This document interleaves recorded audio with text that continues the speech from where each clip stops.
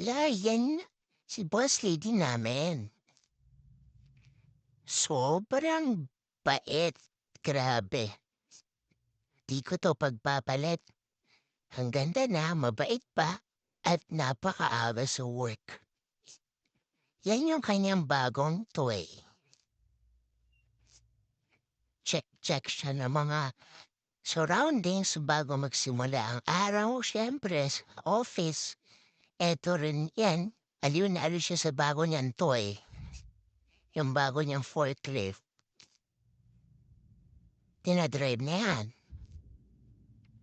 At check the